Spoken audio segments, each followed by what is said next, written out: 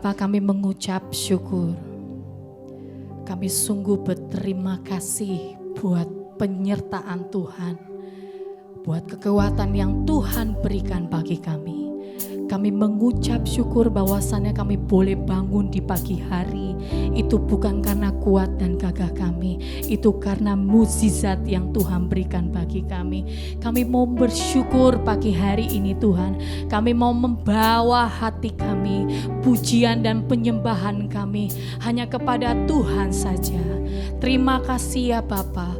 Bertatalah Engkau Tuhan atas pujian dan penyembahan kami. Di dalam nama Yesus kami siapkan hati kami. Haleluya. Amin.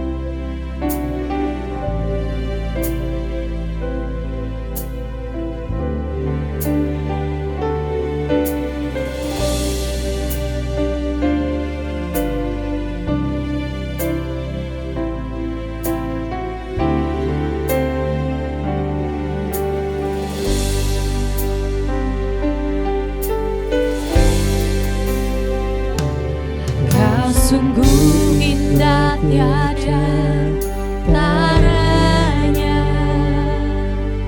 sungguh menakjubkan, sungguh ajaib untuk dimengerti, lebih dari semua yang ada. Hikmat-Mu tiada terselami, kasih-Mu dalam tak terduga. Kau sungguh indah tiada taranya. Katakan mulia dan berkuasa. Aku hormat akan Engkau, aku hormat akan Engkau.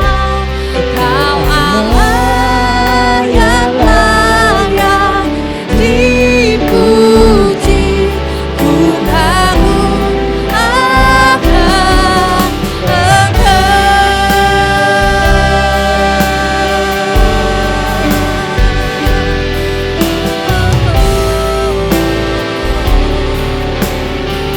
Mari dengan segenap hati katakan, Kau sungguh indah tiada taranya, sungguh menakjubkan, sungguh ajaib untuk dimengerti, lebih semua yang ada. Hikmat-Mu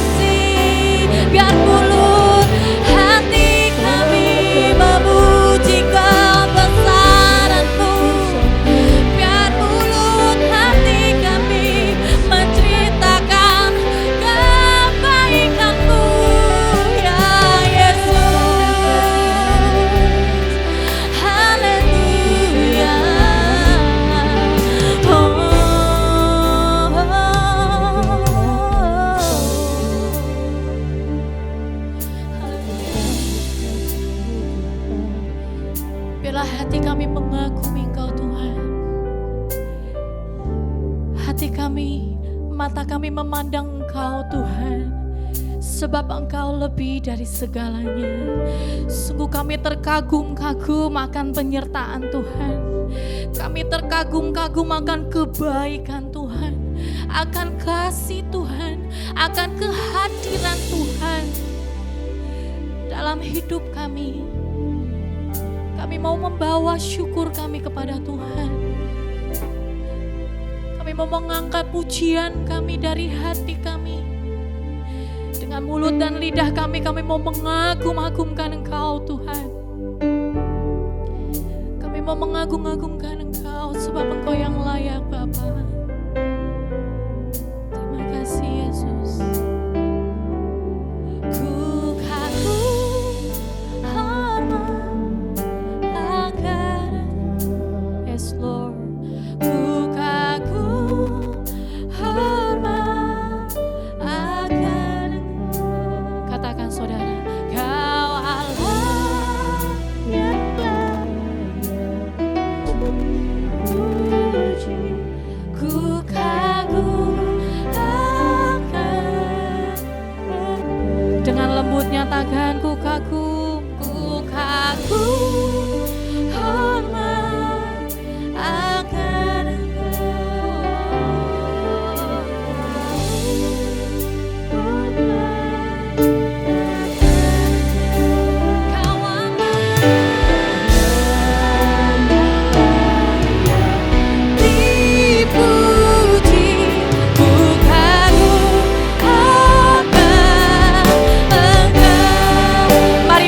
saudara, saya undang bangkit berdiri, sama-sama katakan, ku kagum hormat akan Engkau, ku kagum hormat akan Engkau, Kau Allah yang layak dipuji, ku kagum akan. Sekali lagi katakan ku kagum hormat akan Engkau,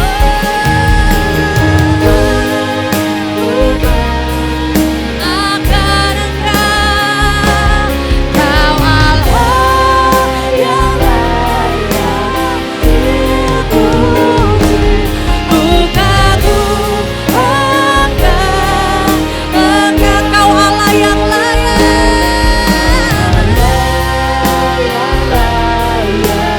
dipuji, ku kagum akan. Katakan, Kau Allah yang layak dipuji, ku kagum akan Engkau. Haleluya. Berikan tepuk tangan yang meriah buat Tuhan kita. Haleluya, terpujilah Engkau Tuhan. Sungguh kami bersyukur dan bersukacita karena kami boleh menyembah dan memuji Engkau. Terima kasih Tuhan. Hanya di dalam nama Yesus yang percaya katakan amin. Haleluya. Sekali lagi dong berikan tepuk tangan yang meriah buat Tuhan kita. Haleluya. Saudara percaya bahwa Allah itu baik, amin saudara. Apapun musim kehidupan kita, suka dan duka, diberkati atau tidak diberkati, Tuhan tetap baik, amin saudara. Sebab Tuhan telah memberikan anugerahnya kepada kita. Mari sama-sama kita mau menaikkan pujian kita kepada Tuhan.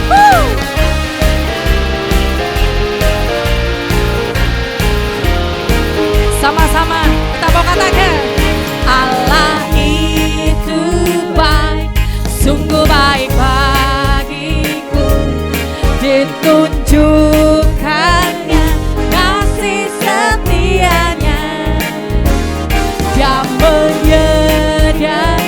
Percaya, amin. Menyatakan kebaikan, menyatakan kebaikan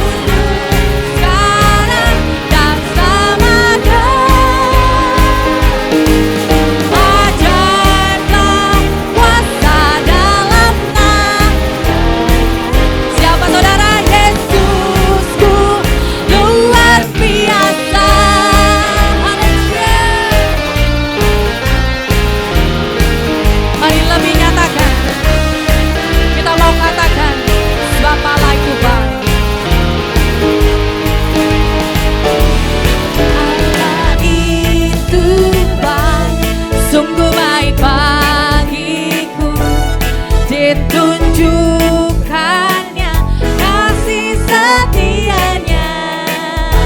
Oh, yang menyediakan yang ku perlukan, menyatakan kebaikan, menyatakan kebaikannya. Oh, kasih setianya, kasih setianya tak pernah dulu, sekarang dan selamanya. Ajaklah kuasa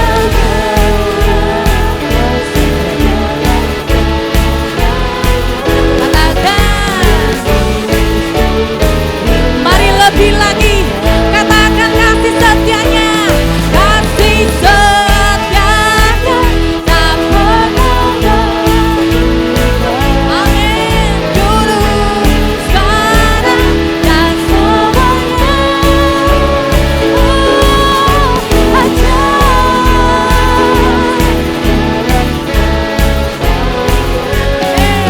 Yesusku, mari sama-sama katakan kasih setianya, kasih setianya tak pernah. Mari lebih lagi buat Tuhan dan selamanya. Oh,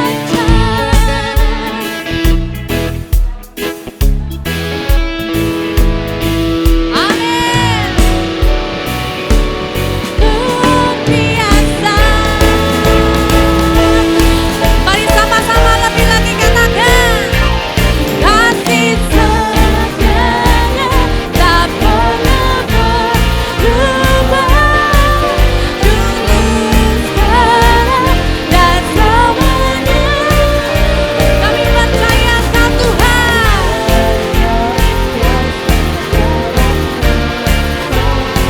Katakan Yesusku,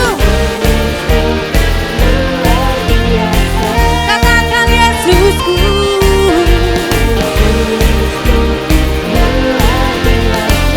Lebih lagi katakan Yesusku luar biasa. Yesusku luar biasa. Haleluya. Sebab Tuhan kita luar biasa, kita gak perlu takut menjalani hidup ini. Amin saudara. Kita mau tetap bersyukur mengiring Tuhan. Amin saudara. Mari kita mau lebih lagi berikan tepuk tangan yang meriah buat Tuhan kita. Haleluya. Mau bersyukur Tuhan.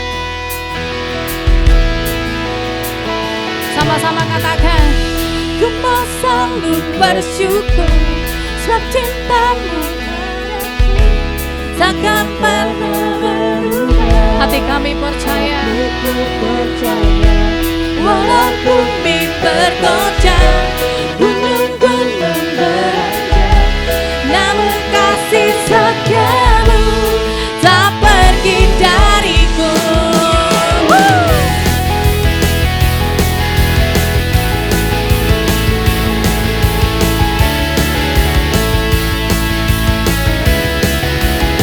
Mari sama-sama katakan, Tuhanlah kekuatan dan mazmurku, Dia gunung batu dan keselamatanku. Hanya padamu hatiku percaya, sebab Kaulah menara.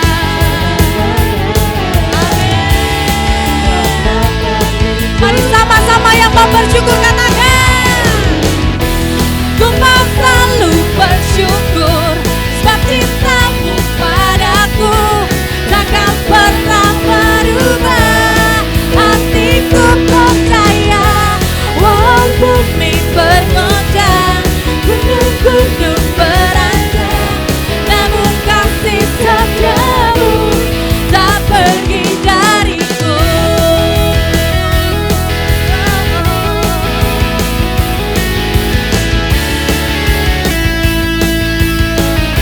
Tuhanlah kekuatan dan mazmurku, Tuhanlah kekuatan dan mazmurku, sebab Dia gunung batu dan keselamatanku.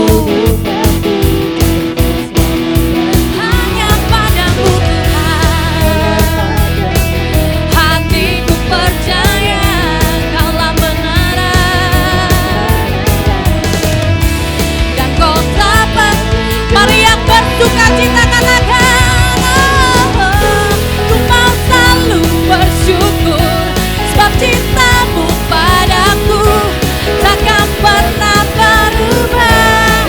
Hatiku percaya, walau bumi bergoncang, gunung-gunung beranjak, namun kasih setiamu dapat. Katakan ku mau selalu bersyukur, sebab cintamu padaku. Mari nyatakan. Yes Lord. Walau bumi bergoncang, gunung bergoncang, tak pergi dariku. Mari lebih lagi kita mau nyatakan, ku mau selalu bersyukur, sebab cintamu padaku takkan pernah berubah. Hatiku percaya, walau bumi bergoncang, gunung-gunung beranjak, namun kasih setiamu tak pergi. Katakan kasih setiamu. Sekali lagi katakan, Dia setia saudara. Sebab itu mari kita mau bersyukur kepada Tuhan. Meskipun Tuhan tidak menolong, atau sampai saat ini doa kita tidak terjawab, tapi percayalah bahwa Tuhan ada di setiap musim hidup kita untuk menyertai, untuk menguatkan setiap kita. Apapun keadaan kita saat ini, kita lagi tenang, nyaman, atau kita lagi bergumul akan sesuatu, mari kita mau belajar kepada Tuhan. Belajar untuk percaya dan bersyukur walaupun tidak ada dasar untuk berharap. Tapi biarlah kita tetap berharap dan percaya. Sebab banyak bukti-bukti yang Tuhan sudah berikan. Berkali-kali Tuhan sudah tolong hidup saya dan saudara. Berkali-kali Tuhan sudah menguatkan. Ketika saudara mengalami kelemahan, mari kita mau hargai kasih Tuhan. Hargai pertolongan dan kebaikan Tuhan di setiap musim kehidupan kita.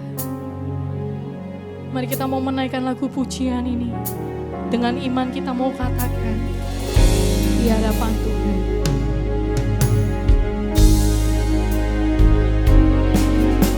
Meskipun Tuhan tak menolongku, katakan meskipun duri dalam dagingku, meskipun duri dalam dagingku, katakan ku tetap memilih percaya dan mengucap syukur. Meski doaku tak terjawab, meskipun doaku tak terjawab, meski hatiku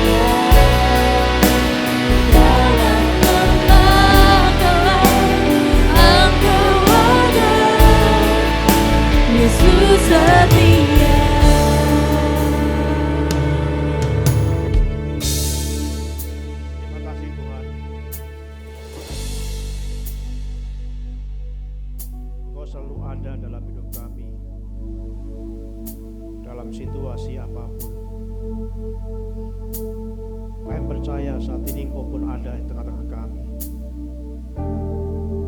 Kami ingin menyembah Tuhan. Saatnya kami ingin mendengar firman-Mu, biarlah Tuhan berbicara pada kami, mengajarkan kami. Kami ingin mengalami Tuhan dalam hidup kami. Kami ingin sungguh-sungguh apa yang Tuhan ajarkan kami alami dalam hidup kami, Bapa. Biarlah Roh Kudus memimpin kami. Kami mengerti dan kami mampu melakukannya dalam hidup kami. Berkati untuk anak-anak yang juga sebentar akan mereka memisahkan diri di tempat yang lain, di ruang lain. Tuhan berkati mereka semuanya, baik anak-anak maupun guru yang membimbing, sehingga mereka anak-anak bertumbuh dan semakin besar, punya iman kepada Yesus, dan sungguh-sungguh Allah memberkati mereka. Terima kasih Bapa di surga. Dalam nama Tuhan Yesus kami serahkan doa ini. Amin.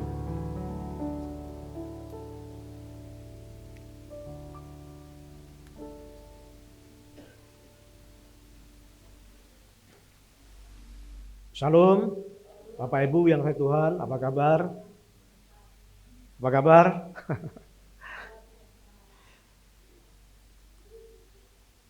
Saudaraku, kita akan belajar firman Tuhan pada minggu yang lalu tentang mengalami kuasa Tuhan. Jadi pasti segala sesuatu yang kita ajarkan kepada anak-anak kita ingin supaya kita melihat mereka melakukan apa yang kita ajarkan. Jadi pasti bukan teori-teori. Nah demikian pula kita sering mendengar firman Tuhan, kita sering belajar firman Tuhan. Bahkan ada yang mulai dari Indria, mereka sudah mulai belajar firman Tuhan di sekolah minggu. Walaupun mereka belum mengerti, tapi mereka dididik untuk belajar firman Tuhan. Satu tujuannya supaya mereka kelak melakukan firman itu, dan itu menjadi buah dalam kehidupan mereka. Saudaraku, kita telah belajar tentang bagaimana kita mengalami kuasa Tuhan. Minggu yang lalu kita telah belajar dua.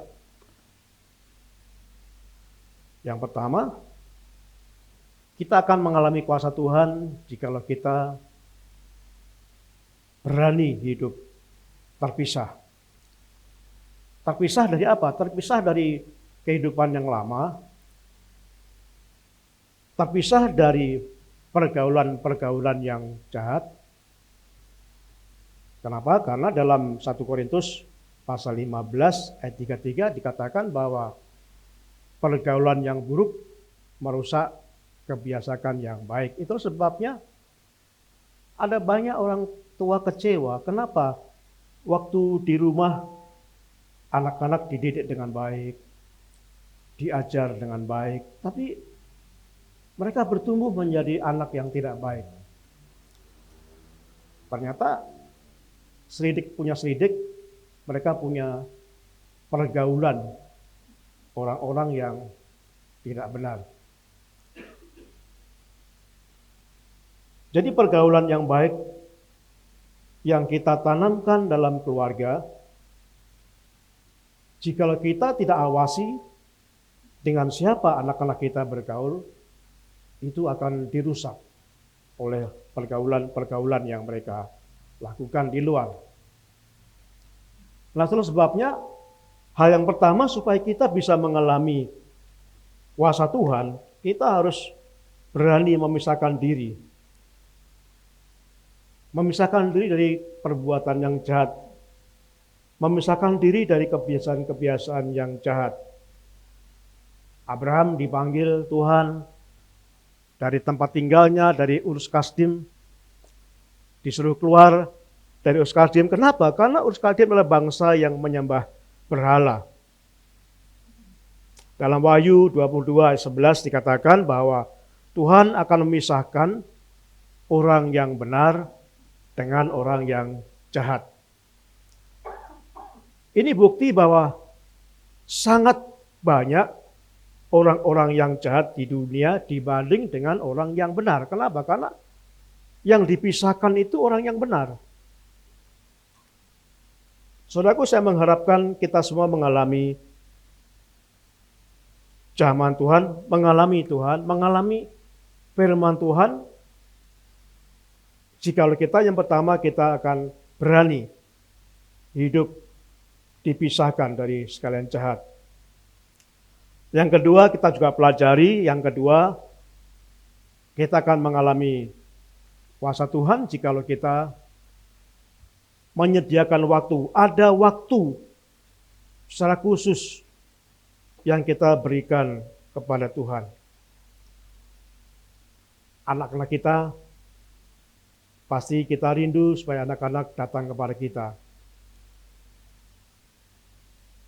Menyampaikan apa yang menjadi pergumulan mereka. Menyampaikan apa yang menjadi ucapan terima kasih mereka. Sebagai orang tua, kita merindukan anak-anak itu ada komunikasi pribadi di dalam hidup kita.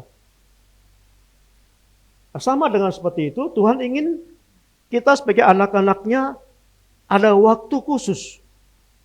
Bukan hanya di gereja juga perlu, ibadah di gereja perlu, berdoa di gereja perlu, tapi Tuhan ingin supaya kita juga menyediakan waktu pribadi dengan Tuhan.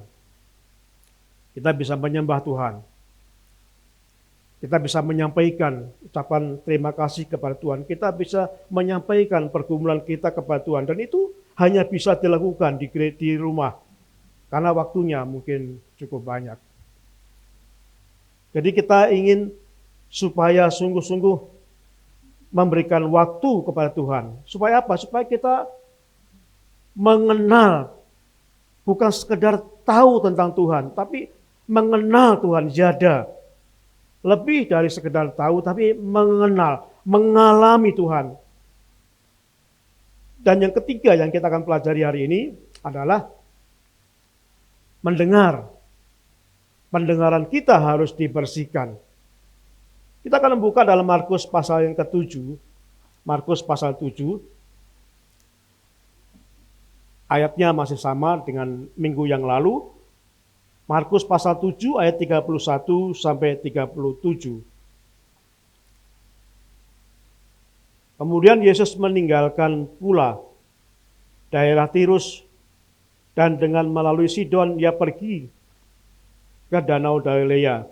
Di tengah-tengah daerah Dekapolis. Di situ ada orang membawa kepadanya seorang yang tuli dan yang gagap dan memohon kepadanya supaya ia meletakkan tangannya atas orang itu.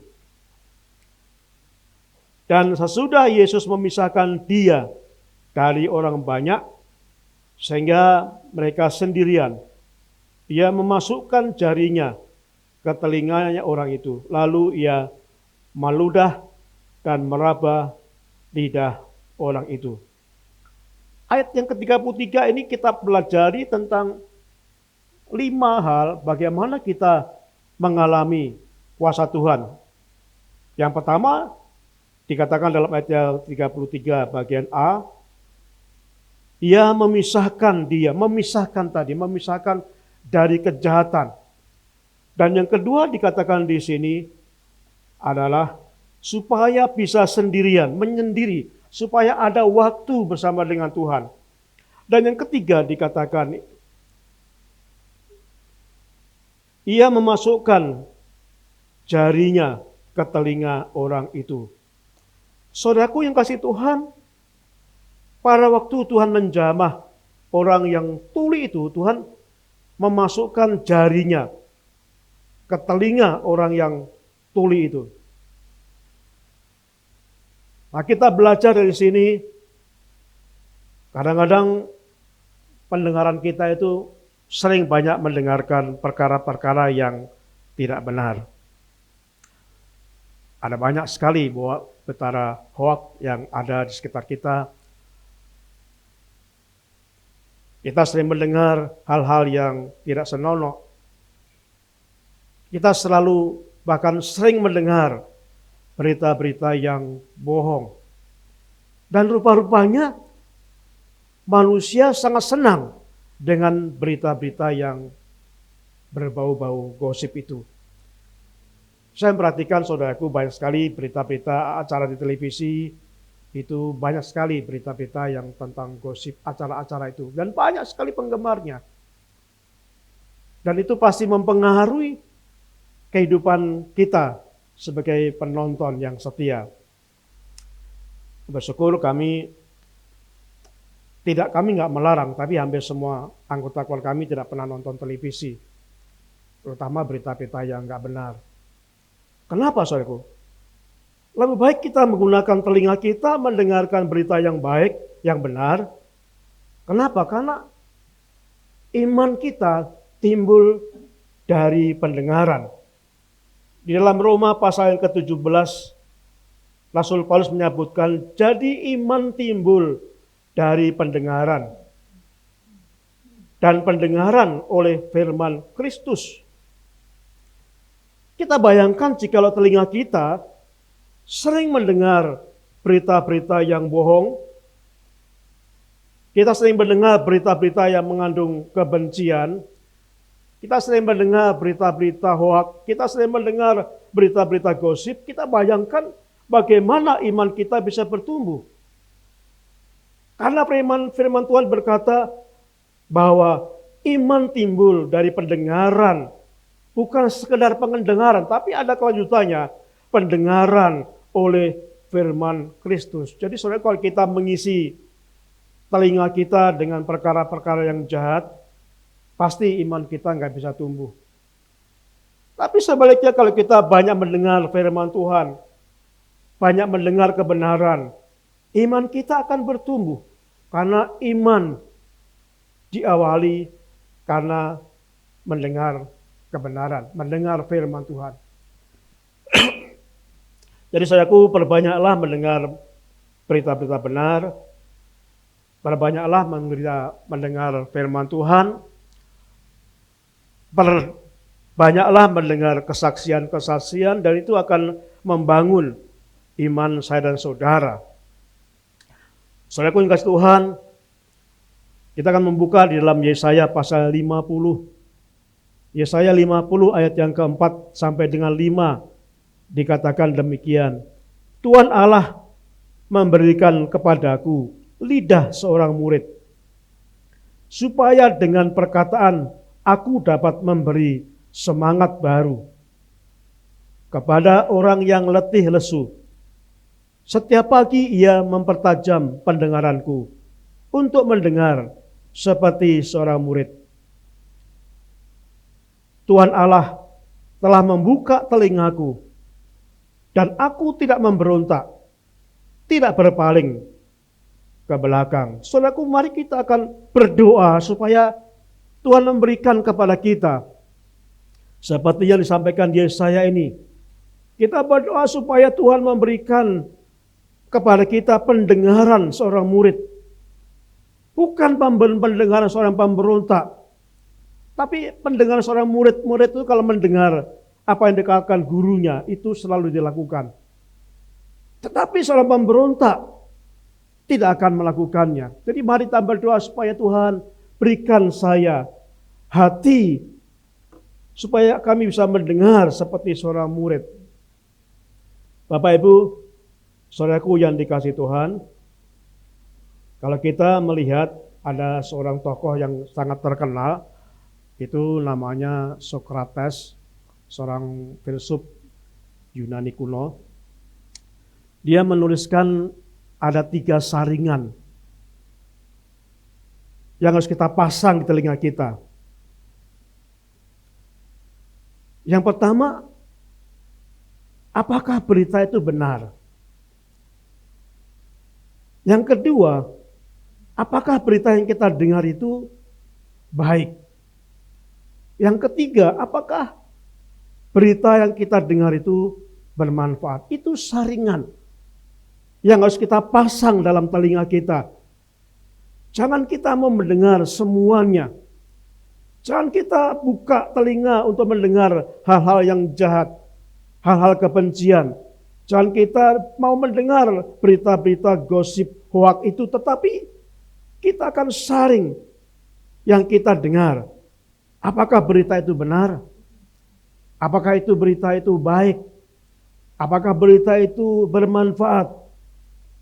Seandainya berita yang kita dengar itu baik, seandainya berita yang kita dengar itu benar, kita harus berkata, apakah berita yang baik itu, apakah berita yang benar itu baik? Ada skalanya berita yang benar itu tidak baik. Lah saudaraku yang kasih Tuhan, yang pertama, walaupun berita itu benar, tapi kalau tidak baik, jangan didengar. Ada banyak ya, berita-berita benar tapi ternyata nggak baik. Walaupun berita itu baik, tetapi jika tidak bermanfaat, jangan didengar. Jadi perkataan yang mana yang kita dengar?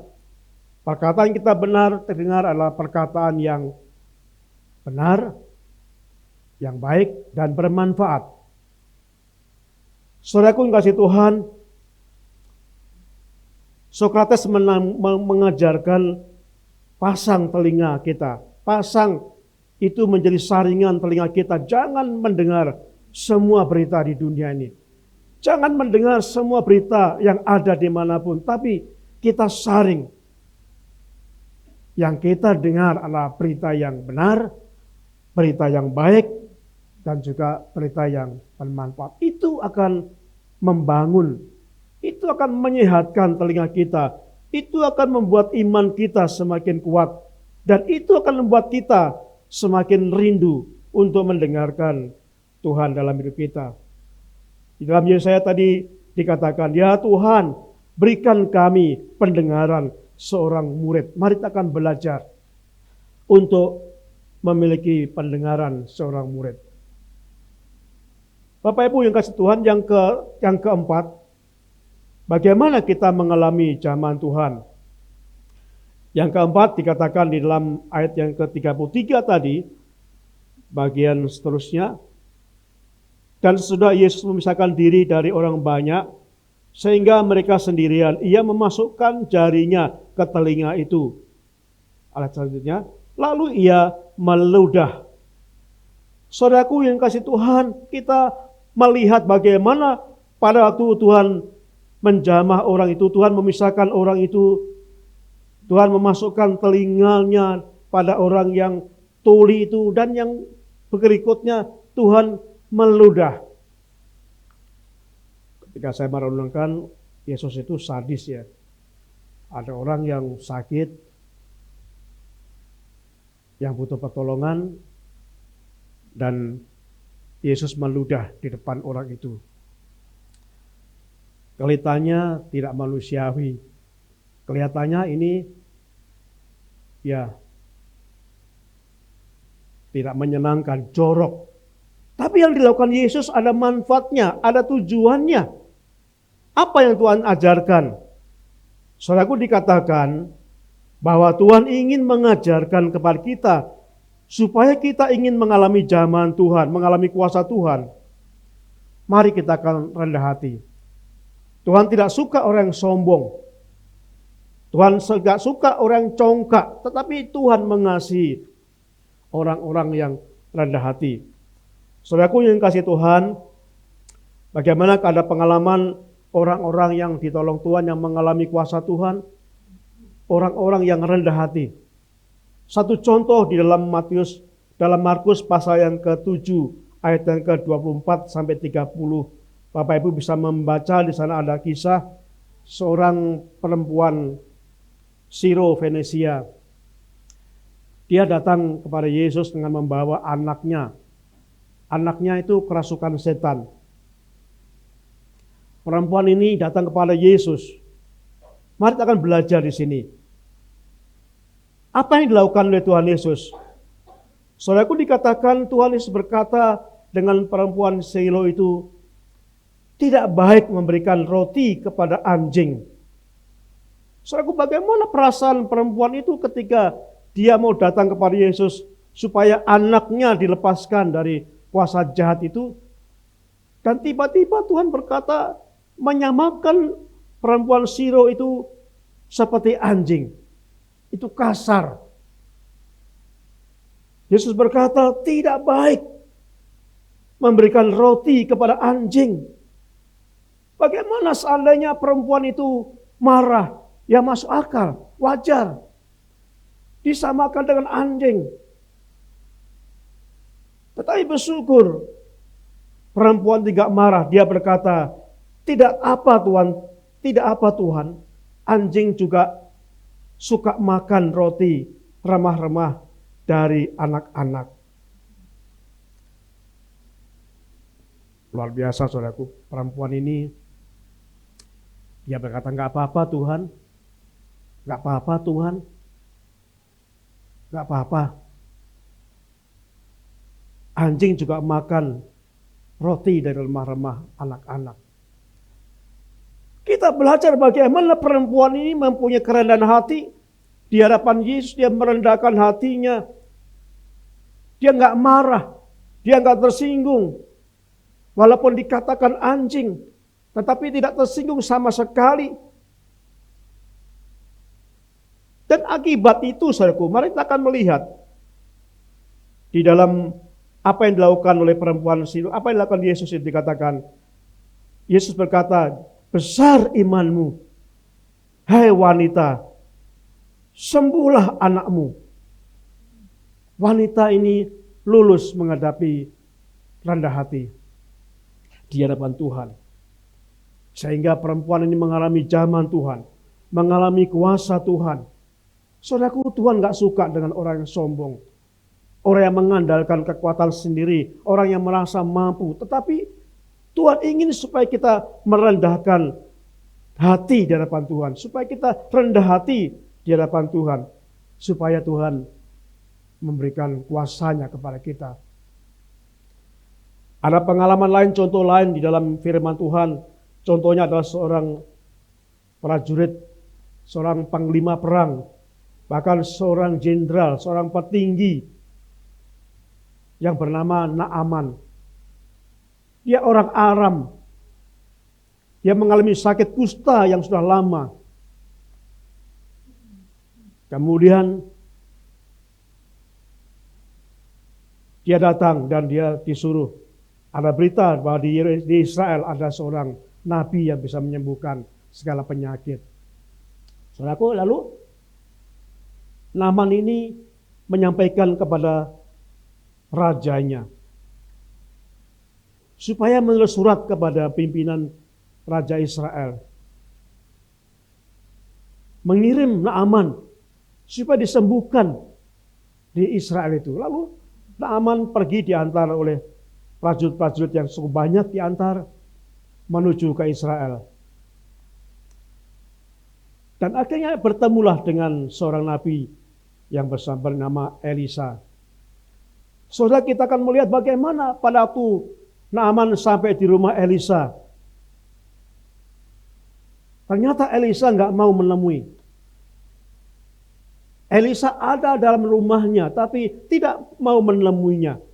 Dan Elisa yang menyuruh bujangnya, hanya menyuruh pelayannya dan berkata, Naaman, kamu pergi ke sungai Yordan itu.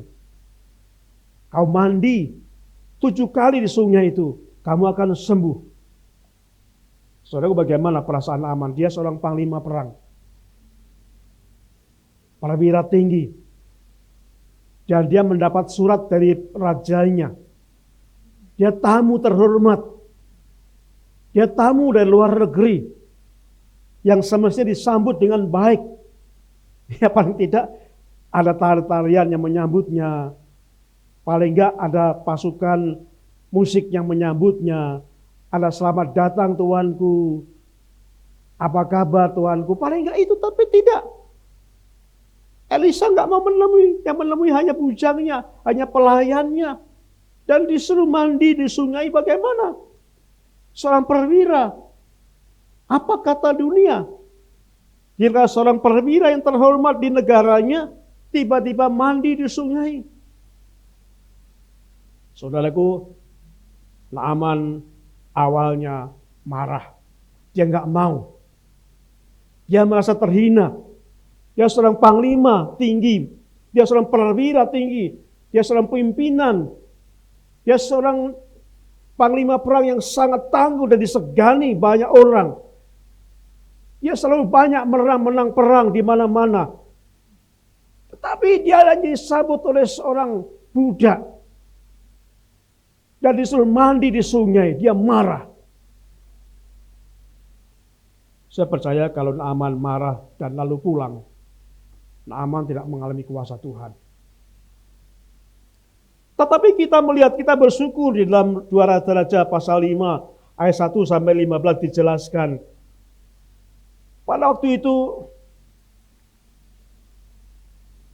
pengawal-pengawalnya berkata kepada Naaman, "Tuanku, sudahlah. Saya percaya kalau Tuanku disuruh melakukan yang berat, lebih berat, pasti Tuanku mau. Demi Tuanku bisa sembuh." Apa beratnya Tuanku? Hanya mandi di sungai 7 kali. Apa beratnya? Dia bersyukur. Naaman merenungkan. Dan akhirnya Naaman mau. Dia pergi ke sungai Yordan. Dia mulai menenggelamkan tubuhnya. Sekali belum sembuh. 2 kali belum sembuh. 3 kali, 4 kali belum ada tanda-tanda kesembuhan. 5 kali, 6 kali, dan pada waktu 7 kali dia menenggelamkan tubuhnya dan dia mengangkat tubuhnya. Dia menjadi sembuh. Jadi Naaman disembuhkan setelah Naaman mempunyai hati yang merendah di hadapan Tuhan. Selama Naaman sombong, pasti Naaman tidak mengalami kesembuhan. Tidak akan mengalami kuasa Tuhan, tidak mengalami jamaah Tuhan. Tetapi setelah dia mengalahkan kesombongan itu, dia mau merendah di hadapan Tuhan. Naaman mengalami kesembuhan, mengalami jamaah Tuhan, mengalami mujizat Tuhan. Itu luar biasa yang mengajarkan kepada kita bahwa kita harus perlu merendahkan hati di hadapan Tuhan. Kita merendah di hadapan Tuhan. Kita jangan menyombongkan diri. Di dalam Yakobus pasal yang keempat ayat yang ke-6 dikatakan, tetapi kasih karunia yang dianugerahkannya kepada kita lebih besar daripada itu. Karena itu ia katakan Allah menentang orang yang congkak, tetapi mengasihani orang yang rendah hati. Saudaraku, orang yang congkak akan dikutuk Tuhan. Tapi orang yang rendah hati akan mengalami kasih Tuhan. Akan mengalami pertolongan Tuhan. Mari kita sungguh-sungguh mulai belajar dan terus belajar bagaimana kita hidup bisa rendah hati di hadapan Tuhan. Saudaraku, ada seorang tentara yang naik pangkat, ya pangkatnya menjadi kolonel, atau kalau polisi itu sekarang kombes, komisaris besar, diangkat menjadi kolonel dan dengan jabatan yang baru, lalu diberikan ruang yang baru yang cukup bagus. Dia punya jabatan baru dan ruangan baru. Begitu masuk ruangan yang baru, yang indah, yang serba leks itu, dia langsung angkat telepon. Halo, selamat pagi. Pak Menteri, apa kabar? Ya, baik-baik Pak. Oh ya Pak Menteri, saya akan datang. Oh ya, saya akan datang Pak Menteri. Lalu dia berapa ngangkat telepon lagi. Halo Pak Menteri, apa? Ya, akan datang. Saya akan datang. Jadi ada 3 menteri yang nelpon dia. Dan pada waktu mengangkat telepon, ada seorang nggak dikenal ketuk pintu. Halo, sang kolonel berkata, silakan masuk. Dan sambil ngangkat telepon, sambil ngasih telepon itu, dan sementara tamu tadi berdiri di depan pintu itu. Lalu setelah dia telepon, ya Pak Menteri, ya saya datang. Jadwal saya padat sekali Pak Menteri. Ada 3 menteri yang memanggil saya. Pasti saya akan datang. Makasih Pak Menteri, selamat siang. Tutuplah teleponnya.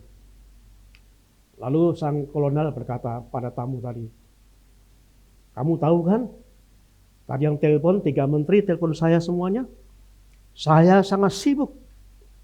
Jadi apa yang kamu katakan? Tepat katakan. Saya nggak ada waktu lagi.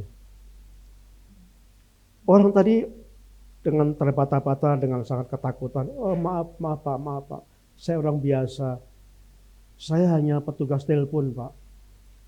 Saya disuruh membetulkan karena telepon di ruang ini saya dengar putus. Boleh Pak, saya melihat telepon Bapak? Oh silakan. Bentar saya dilihatnya. Dan emang gak ada sinyal masuk. Gak ada sinyal masuk. Nah, saudaraku yang kasih Tuhan, kita melihat di sini ilustrasi ini mengatakan bahwa orang yang sombong itu suatu saat akan kena waktunya, akan dipermalukan, akan direndahkan Tuhan. Suatu saat orang yang sombong, yang congkak, itu akan dihancurkan Tuhan, akan direndahkan Tuhan. Tetapi orang yang merendahkan dia di hadapan Tuhan akan ditinggikan Tuhan. Oleh sebab itu, mari kita akan terus belajar supaya kita sedikit demi sedikit menghancurkan kesombongan-kesombongan kita. Mari kita menghancurkan dan kita berkata semua itu karena Tuhan. Tidak mungkin jika tidak Tuhan yang menolong. Mari kita merendahkan hati di depan Tuhan. Karena orang yang rendah hati itu adalah orang-orang yang disayang Tuhan. Saudaraku, orang sombong itu akan dihancurkan Tuhan. Orang rendah hati akan dikasihani Tuhan. Orang yang sombong akan dikutuk Tuhan. Orang yang rendah hati akan mengalami berkat-berkat Tuhan. Saudaraku, yang kelima, kita akan belajar bagaimana supaya kita mengalami zaman Tuhan. Yang kelima dikatakan di dalam Markus pasal yang ke-7 tadi, ayat yang ke-33 sampai 35 dikatakan demikian. Lalu ia masukkan jarinya ke telinga itu, lalu meludah dan meraba lidah orang itu, diraba lidah orang yang tuli itu diraba. Orang tuli itu bukannya tuli tapi juga gagap, tidak bisa bicara. Oleh sebab itu Tuhan menjamah lidah orang tuli menjamah lidah orang yang gagap itu dijamah Tuhan. Dan dikatakan di dalam ayat yang ke-35, Markus pasal 7 ayat 35, maka terbukalah telinga orang itu dan seketika itu terlepas pulalah pengikat lidahnya. Lalu ia berkata-kata dengan baik, dijamah lidahnya dan terlepaslah apa yang mengikat lidahnya itu. Saudaraku yang kasih Tuhan, kita belajar untuk mengalami zaman Tuhan. Kita akan belajar 4 hal. Yang pertama, kita harus mengalami pemisahan dari kebiasaan buruk.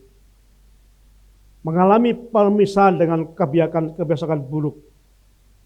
Dan yang kedua, kita harus menyendiri. Ada waktu menyendiri bersama Tuhan. Ada waktu berkomunikasi, menyembah Tuhan secara pribadi di rumah. Dan yang ketiga, kita ada mendengar suara Tuhan. Kita mendengar hal yang baik. Kita tutup telinga untuk berita-berita yang jahat, untuk hal yang gosip. Kita buka lebar-lebar telinga kita untuk mendengarkan berita-berita yang kegembiraan, kabar berita yang baik, berita yang sukacita, mendengar berita firman Tuhan. Dan yang keempat, kita telah belajar bagaimana supaya kita mengalami itu, yaitu kita harus rendah hati di hadapan Tuhan. Dan yang kelima, perkataan kita harus disucikan. Saudaraku yang kasih Tuhan, di dalam ayat yang ke-35 tadi katakan, saat itu juga terlepas pula pengikat lidahnya. pengikat lidahnya. Saudaraku, lidah kita yang Tuhan inginkan itu supaya kita gunakan lidah kita untuk berkata-kata dengan benar. Berkata-kata dengan baik. Berkata-kata dengan sopan. Berkata-kata kebenaran. Itu yang Tuhan inginkan. Tapi kita sering gak sadar. Kita sering jatuh dalam kuasa dosa. Sehingga perkataan kita gunakan untuk berkata-kata yang jahat. Kita gunakan untuk berdusta, untuk kebohongan. Kita gunakan lidah kita untuk menggunakan bicara tentang kejelekan orang lain atau bergosip. Terus sebabnya, saudaraku, Tuhan ingin menjamah lidah kita. Tuhan ingin melepaskan, itulah yang mengikat. Kuasa-kuasa itulah yang mengikat lidah kita. Kalau kita diikat lidah kita oleh kuasa-kuasa jahat itu, sehingga kita tidak bisa memuji Tuhan. Kita gak bisa bersyukur kepada Tuhan. Kita gak bisa berdoa kepada Tuhan. Kita gak bisa bersaksi kepada Tuhan. Kita gak bisa melakukan kebenaran. Kenapa? Karena lidah kita masih diikat oleh segala sesuatu yang jahat tersebut. Lidah kita masih sering kita gunakan untuk perkataan yang kotor, untuk kita berdusta, untuk kita berbohong, dan segala kejahatan yang lain. Dan itu yang Tuhan inginkan, lepaskan. Sehingga kita bisa bersaksi, kita bisa bersyukur, kita bisa memuji Tuhan, kita bisa berdoa, dan kita bisa menyampaikan kesaksian kepada orang lain, sehingga nama Tuhan dipermuliakan. Bapak Ibu, ada seorang pendeta yang berkhotbah dan mempunyai jemaat yang kebetulan jemaat itu super cerewet ya, super cerewet. Ketika pendetanya berkhotbah dan pendetanya itu berkhotbah, ketika khotbahnya pendek, ibu yang cerewet ini berkata, "Pak Pendeta, kurang persiapan ya, kok khotbahnya sebentar. Bahannya khotbahnya habis Pak Pendeta ya." Minggu depannya pendeta itu khotbahnya panjang. Ibu ini datang, "Pak Pendeta, khotbah kok bertele-tele, ngalor ngidul." Lalu seperti biasa pendeta itu habis khotbah turun dan bersalaman di depan itu. Dan ketika bersalaman dengan ibu itu ngomong gini, ngomong, "Pak Pendeta, Pak Pendeta, itu kepanjangan itu, saya gunting ya." "Apanya Bu?" "Saya gunting aja, ini ada gunting." "Apanya Ibu?" "Dasi Bapak itu kepanjangan." Lalu pendeta berkata, "Oh oke Ibu, nggak apa-apa, silakan gunting Ibu, ini guntingnya. Tapi nanti Ibu saya gunting, itu kepanjangan juga Ibu." "Apa Pendeta? Rambut saya kepanjangan." "Oh enggak." "Baju saya?" "Oh enggak." "Apa?" "Lidah Ibu yang saya gunting." Supaya itu bertobat. Nah, saudaraku yang kasih Tuhan, seringkali lidah kita gunakan untuk mengoreksi orang. Tidak bisa memberi solusi, tapi mengkritik yang tidak ada solusinya. Menjelekan orang, menyindir orang, membicarakan kejelekan orang, dan sebagainya. Nah, sehingga tidak mungkin semacam ini akan mengalami kuasa Tuhan. Harus dilepaskan. Lidah dikuasai oleh Tuhan supaya dilepaskan dari keterikatan kuasa-kuasa jahat. Sehingga lidah kita digunakan seperti rencana Tuhan untuk memuji Tuhan. Kita bisa menyembah Tuhan. Kita bisa menyanyi. Kita bisa berdoa. Kita bisa bersyukur. Dan bahkan kita bisa menyampaikan apa kebesaran Tuhan dalam kesaksian kita. Bapak Ibu saudaraku yang kasih Tuhan, saya ingin merenungkan 5 hal yang kita pelajari ini. Mari kita akan belajar menerapkan ini tentang 5 hal. Saya percaya kalau kita menerapkan 5 hal yang kita pelajari ini, kita akan mengalami kuasa Tuhan. Kuasa Tuhan jangan dibandingkan seperti sang super sulap ya. Bim salabim, bread, jangan.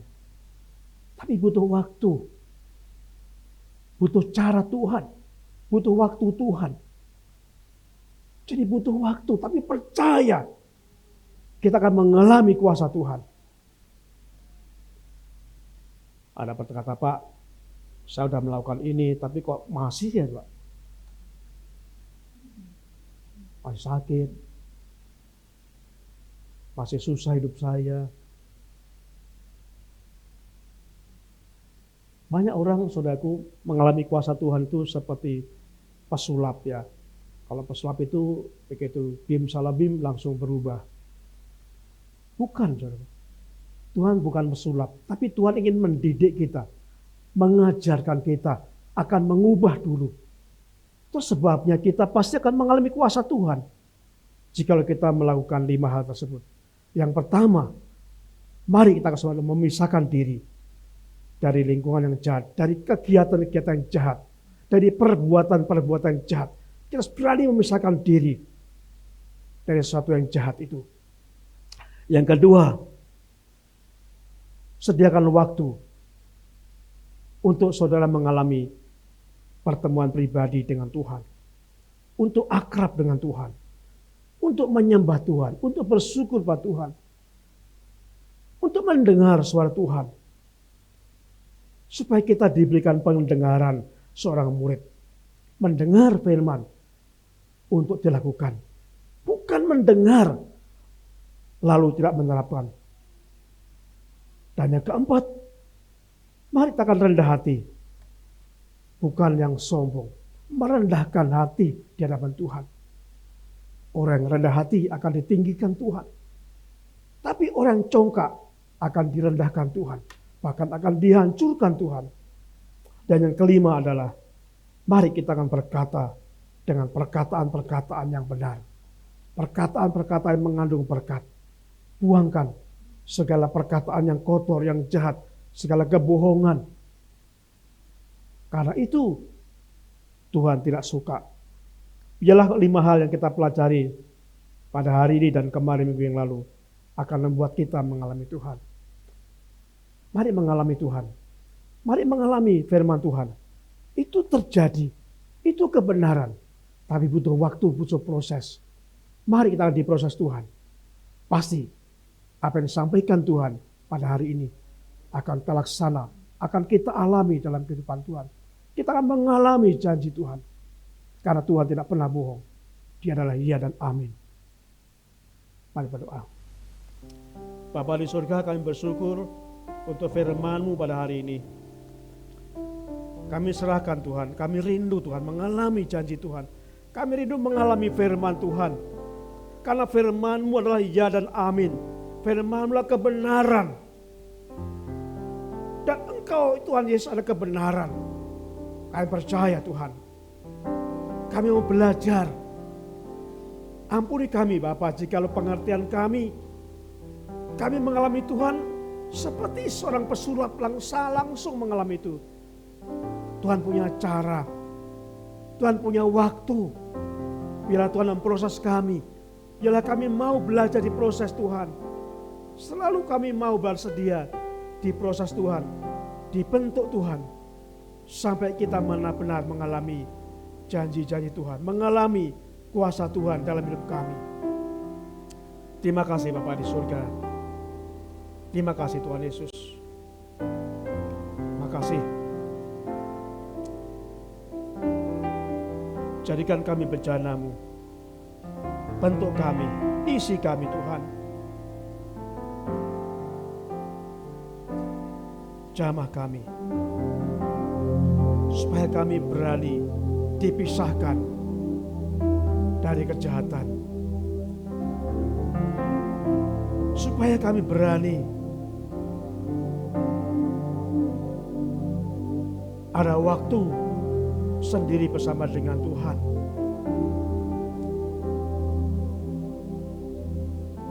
Supaya kami mampu mendengar, hanya membuka telinga kami untuk perkara-perkara yang benar.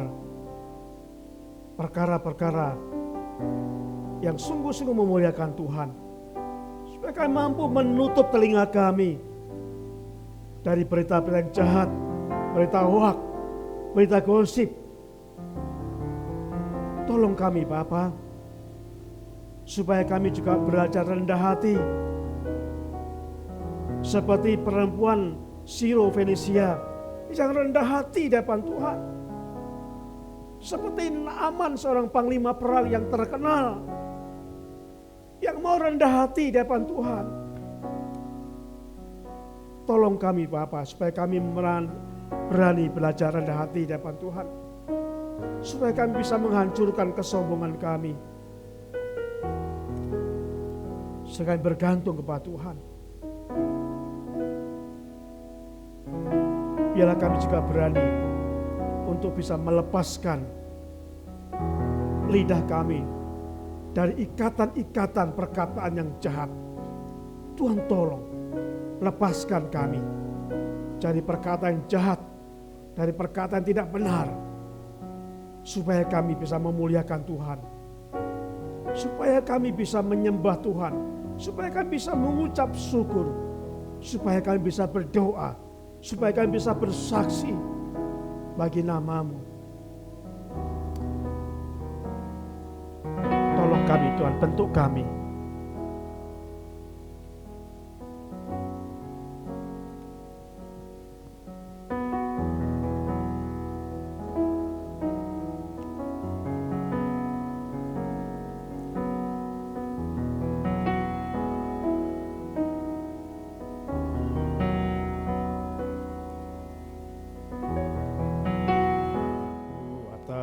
Di jiwaku, ketenangan batinku, ada dalam hadirat-Mu, ku menyembah-Mu.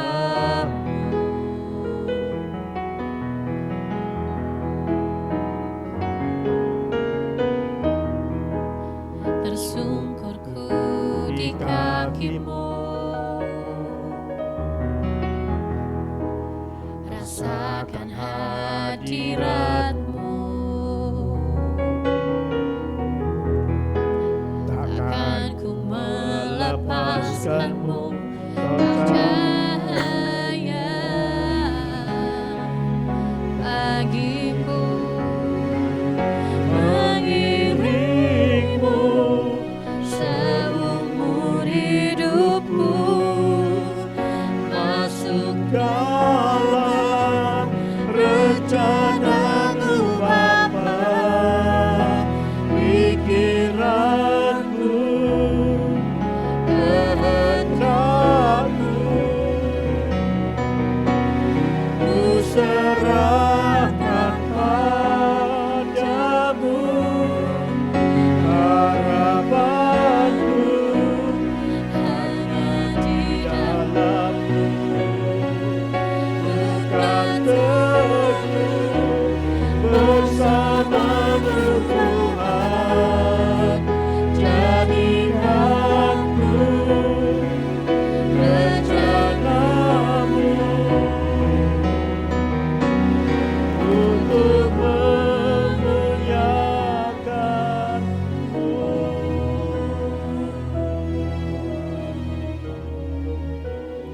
Katakan, tersungkur di kaki-Mu, rasakan hadirat-Mu. tersungkurku di kaki-Mu,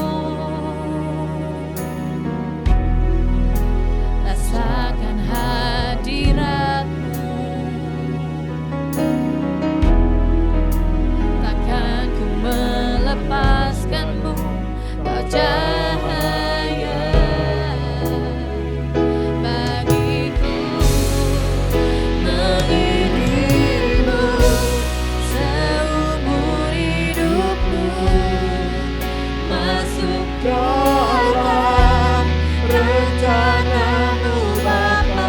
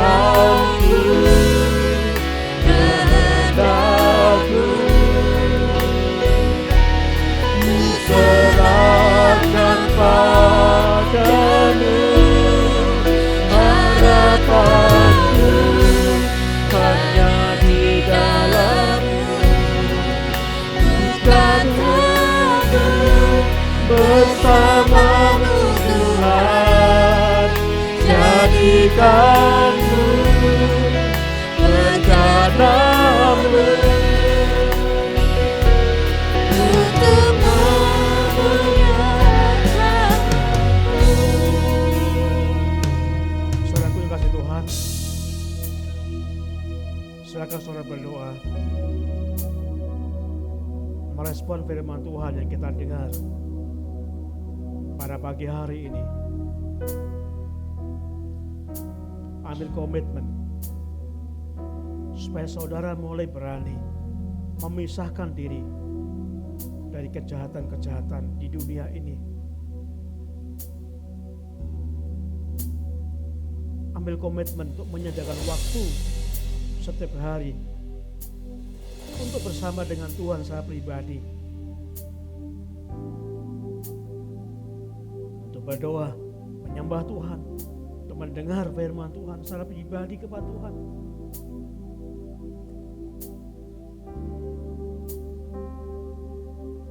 Dan yang ketiga, mari kita mulai menyaring pendengaran apa yang kita dengar oleh telinga kita. Hanya 3 poin yang kita dengar adalah berita-berita hal-hal yang benar, hal-hal yang baik, serta hal-hal yang bermanfaat supaya iman kita bertumbuh. Mari kita akan berdoa supaya kita minta seorang murid mempunyai pendengaran seorang murid. Setiap mendengar firman Tuhan akan melakukan. Dan yang keempat, ambil komitmen belajar. Kita untuk belajar rendah hati di hadapan Tuhan, menghancurkan kesombongan kita. Belajar rendah hati di hadapan Tuhan, karena Tuhan suka dengan orang yang rendah hati. Tuhan sangat benci dengan orang yang jongkok, orang yang sombong. Orang yang rendah hati akan ditinggikan, orang sombong akan direndahkan Tuhan, akan terkena batunya. Dan yang kelima, mari kita akan belajar untuk mulai mengendalikan lidah kita. Gunakan lidah kita hanya berkata-kata yang benar. Buang kebohongan-kebohongan. Jangan gunakan untuk bergosip. Jangan gunakan untuk menyampaikan hoak, tapi gunakan untuk bersaksi, menyampaikan kebenaran, untuk membangun. Mari kita akan mengambil waktu sejenak. Silakan saudara berdoa sebelum kita mengakhiri ibadah kita.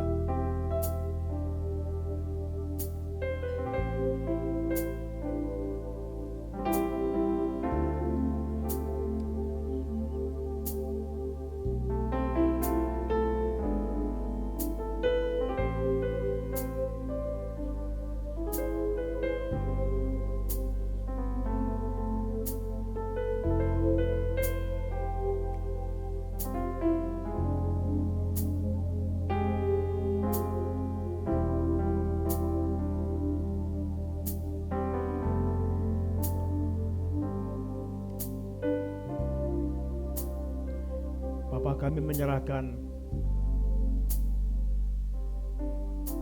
setiap doa yang kami panjatkan secara pribadi kepada Tuhan. Kiranya Tuhan menolong. Kami berdoa ya Tuhan pada saat ini,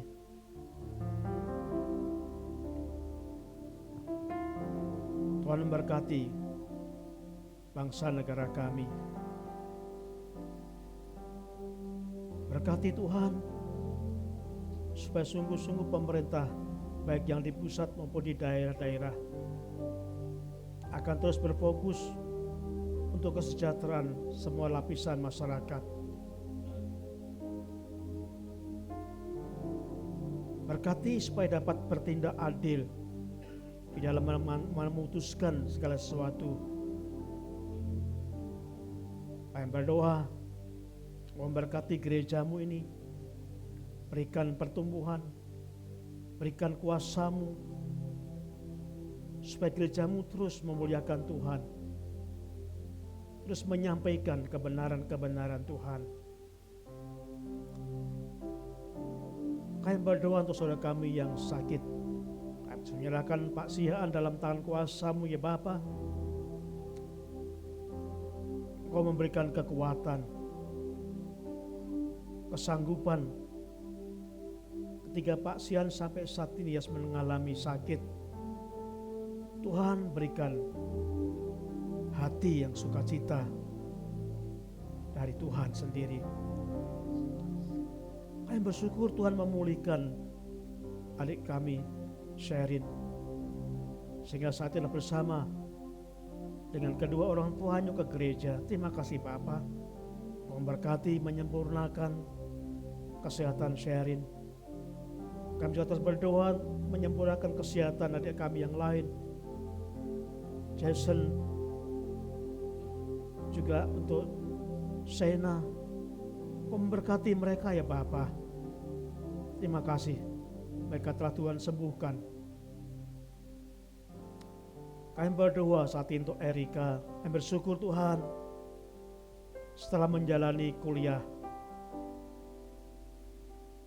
selama 6 semester, Erika dinyatakan selesai dan saat ini menjalani kuliah praktek. Tuhan berkati dimanapun rumah sakit Tuhan tempatkan Erika mengalami praktek ini. Tuhan berkati, bahkan kami berdoa Tuhan berikan penempatan yang tetap untuk pekerjaan Erika ke depan. Kami percaya Tuhan menjamah Erika.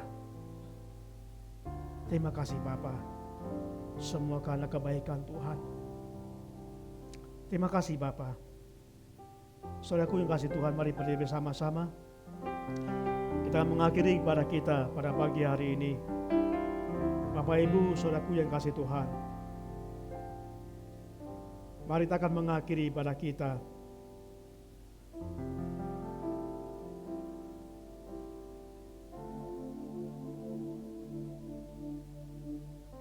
Kiranya saudara semua mengalami damai sejahtera yang dari Tuhan.